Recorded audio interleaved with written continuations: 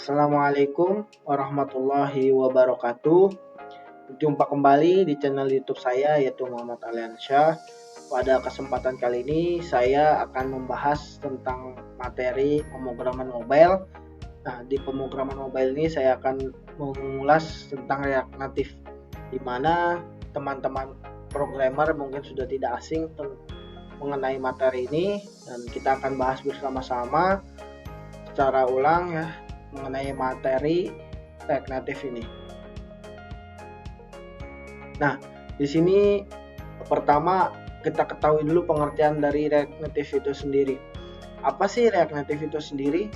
React Native merupakan sebuah JavaScript framework untuk membangun sebuah aplikasi berbasis mobile untuk Android atau iOS, yang dimana React Native sendiri sebuah framework yang dirilis oleh Facebook untuk membangun sebuah tampilan yang kaya dan interaktif. Nah, dari React Native ini menjadi komponen native iOS atau Android, sehingga React Native akan melakukan render aplikasi dengan menggunakan komponen UI mobile, bukan web view. Jadi itu pengertian dari React Native sendiri ya teman-teman. Next, kita lanjut ke selanjutnya. Nah, di sini juga ada dua cara pembuatan komponen React Native itu sendiri, yaitu dengan menggunakan kelas dan function. Nah, ini dua komponen ini sangat berpengaruh ya, saling berhubungan satu sama lainnya ya. Nah, di sini yang pertama itu komponen class. Komponen class ini dapat dibuat dengan menggunakan JavaScript. Ternyata terbuatnya dari JavaScript, teman-teman. Nah, kemudian di-extend dengan komponen yang diimport dari library React. Nah, di situ terdapat beberapa metode yang dapat digunakan. Salah satunya adalah render. Render ini untuk mengembalikan potongan kode yang ditampilkan ke layar, dan juga beberapa metode lain seperti komponen didmount dan komponen willmount yang merupakan metode dari siklus komponen class React Native. Nah, di sini ada codingannya ya teman-teman ya. Ini contoh codingannya, mungkin teman-teman semua atau teman-teman yang masih awam gitu ya tentang IT ini bisa dicoba masukkan kodenya ya. Nanti akan dari kode ini akan muncul seperti ini, yang di sebelah kanan kalau dari saya. Nah, yang kedua itu tentang function, yang dimana tidak memiliki metode render karena komponen function tersebut langsung mengembalikan elemen yang akan dimunculkan di layar. Nah, komponen function itu juga tidak memiliki metode ternyata. Jadi siklusnya itu tidak seperti komponen class. Jadi si function ini memerlukan regex apabila ingin menyalakan sesuatu dari salah satu siklus hidup. Ya, seperti method use effect digunakan untuk menggantikan metode komponen didmount. Nah, contohnya seperti ini kodenya. Jadi ya ada plus minusnya lah mungkin ya. Ada ini fungsinya buat ini dan ini fungsinya ini. Enggak semua satu komponen ini bisa berjalan bersama-sama gitu kan. Seperti itu. Kita next ya teman-teman. Nah, di sini juga ada metodenya, yaitu metode gamifikasi Catalysis, yang dimana metode ini diciptakan oleh Yukai Chou.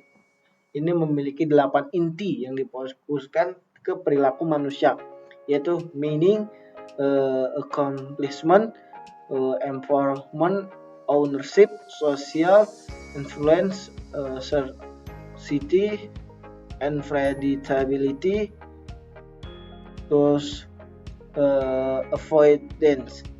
Nah, itu ke-8 inti itu yang menjadi metode gamifikasi telesis seperti itu. Dan di sini pertama ada meaning ya. Nah, dari meaning ini di mana berarti pemain percaya bahwa sedang melakukan sesuatu yang lebih besar pada dirinya atau merasa terpilih untuk melakukan sesuatu lain gitu, sesuatu hal yang lain gitu ya. Efeknya itu dalam membuat meaning ini yaitu dari pemain itu dapat melakukan item permainan yang langka di awal permainannya. Mungkin ini item-itemnya ya dari meaning itu sendiri. Dan ini accomplishment, yang dimana sebuah dorongan untuk membuat sebuah kemajuan dan juga mengembangkan kemampuan bermain dan mengatasi tantangannya. Jadi semua itu ada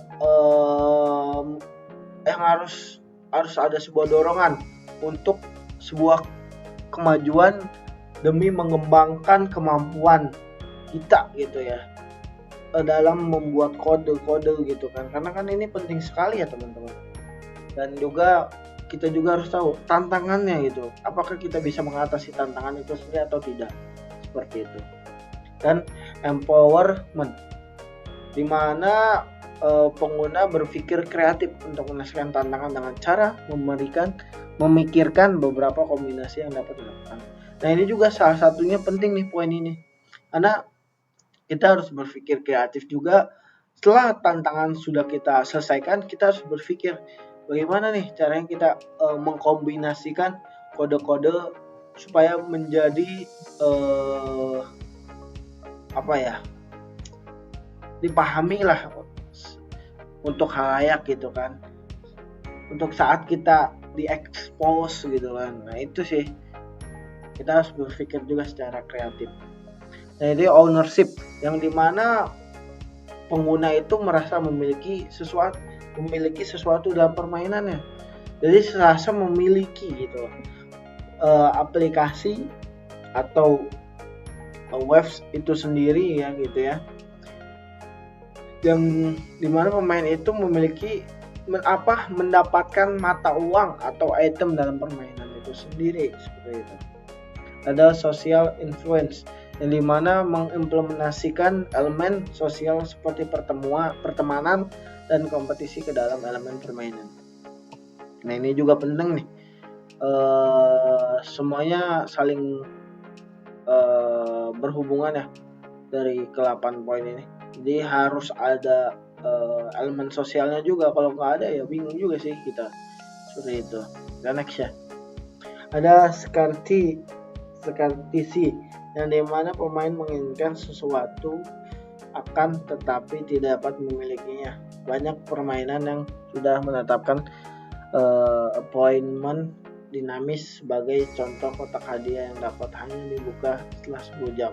Nah, ini dari scarcity ya, mungkin bisa teman-teman pelajari lagi tentang ini nih, yang di samping gambarnya apa sih ini, bisa dibahas gitu ya. Ini itemnya gitu loh kalau menurut kita mah ya. Ada appointment dinamis, magnetic caps, dangling, press spacing gitu ya teman-teman ya. Next, ada unfriend disability.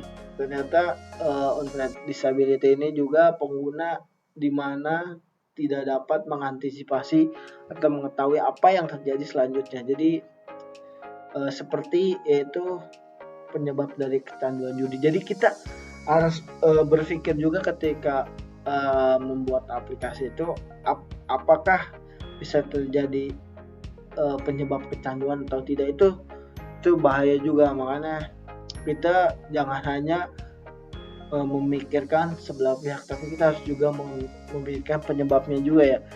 Seperti judi ini kan sekarang udah marak ya teman-teman semua ya, udah nggak asing lah, udah nggak aneh lagi lah mungkin dari teman-teman semuanya.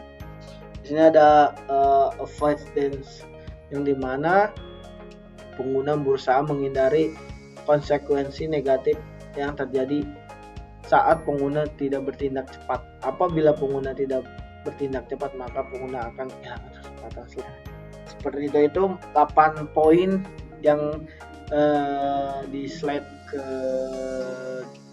3 ya. Itu 8 poinnya tentang grafik. Ya itulah pokoknya, saya lupa tadi, mohon maaf. Nah, di sini ternyata ada keunggulannya nih, teman-teman, tentang React Native ini.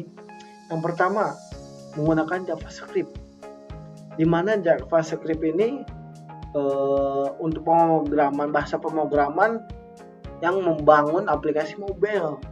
Jika sudah berpengalaman dengan web development, pasti sudah akrab lah dengan JavaScript ini dan sudah memiliki dasar untuk membuat sebuah aplikasi dengan React Native ini ya. Nah, yang kedua ini kode sharing, ialah kode yang dibuat dapat dibagikan untuk platform yang berbeda, yaitu Android dan iOS. Nah, ini juga penting nih, keunggulannya, salah satu keunggulannya. Yang ketiga itu community. Yang tadi kita community, di mana sebuah React Native memiliki cukup banyak peminat dari kalangan developer di dunia. Seperti pembahasan yang sebelumnya itu ya, itu termasuk ada hubungannya juga gitu tentang keunggulan React Native ini. Seperti itu. Kita next. Itu ada kelemahannya juga ternyata React Native ini, yaitu dari komponennya itu. Jadi jika membuat sebuah aplikasi, kita juga harus banyak memahami tentang komponen dari masing-masing platform itu sendiri. Ya, di mana ketersediaan komponen dalam platform masih terbatas juga, teman-teman. Nah, sehingga perlu kita membuat beberapa komponen yang khusus ya untuk platform yang akan kita buat itu gitu. Jadi jangan sampai kita salah membuat. Nah, itu akan berdampak bahaya untuk kita dan juga penggunanya gitu. Jadi harus benar-benar lah tentang komponennya itu sendiri. Nah, itu untuk kelemahannya. Nah, React Native environment setup. Ada dua cara untuk melakukan instalasi dan membangun React Native. Yang pertama itu Expo Chili. Jika baru mengenal pengembangan mobile, cara termudah untuk memulai adalah dengan Expo Chili, yang dimana seperangkat alat yang dibangun di sekitar React Native, dan meskipun memiliki banyak fitur yang paling relevan saat ini adalah membuat pengguna itu menulis aplikasi React Native dalam beberapa menit, hanya menggunakan Node.js versi terbaru dan mobile atau emulator. Ada juga React Native Chili juga sama, kurang lebih tidak jauh beda ya dengan Expo Chili ini, dimana di sini nih React Native Chili ini diperlukan beberapa tambahan tools, yaitu seperti untuk Android Studio dan lain sebagainya, seperti itu. Next, ini membuat komponennya seperti itu. Ini codingannya. Teman-teman semua yang awam itu bisa mencoba memakai VS Code, masukkan codingan ini sampai bisa muncul hello world gitu ya, seperti itu. Nah, poin penting dari pembahasan ini yaitu pertama, pengembangan multi-platform. Dengan React Native kita dapat menulis satu set kode yang dapat dijalankan di berbagai platform. Dari situ kita dapat menghemat waktu dan usaha dalam pengembangan aplikasi itu sendiri. Yang kedua, komponen UI yang kuat, yang dimana menyediakan berbagai komponen UI yang dapat disesuaikan memungkinkan pengembang untuk membuat antarmuka pengguna yang menarik dan responsif. Yang ketiga, arsitektur berbasis komponen. Nah, di sini dapat memudahkan pengelolaan dan pemeliharaan kode serta memungkinkan penggunaan kembali komponen di berbagai bagian aplikasi. Nah, yang selanjutnya itu ada integrasi dengan API, yang dimana memudahkan pengambilan data dari API menggunakan metode seperti fetch, memungkinkan aplikasi yang berinteraksi dengan sumber data eksternal. Yang selanjutnya itu navigasi yang memudahkan, yang dimana juga poin ini menggunakan pustaka seperti navigation atau pengembangan dengan mudah mengelola antar layar dalam aplikasi. Ini juga penting, poin pentingnya ini jadi bisa mengelola navigasi antar layar dalam aplikasi ya teman-teman. Nah, poin selanjutnya itu komunikasi, komunitas, dan dukungan, dimana komunitas ini memiliki kontribusi yang sangat besar dan harus aktif juga ya, setelah banyak sumber daya dan pustaka tambahan yang tersedia untuk membantu pengembang itu sendiri. Ini sangat penting sekali ya yang tadi kita bahas itu. Nah, yang terakhir itu performa mendekati native. Nah, di sini menggunakan JavaScript karena React Native itu menggunakan JavaScript, yang dimana aplikasi yang dibangun dengan React Native dapat memberikan performa yang mendekati aplikasi native berkat penggunaan komponen native dan optimasi yang dilakukan oleh framework seperti itu.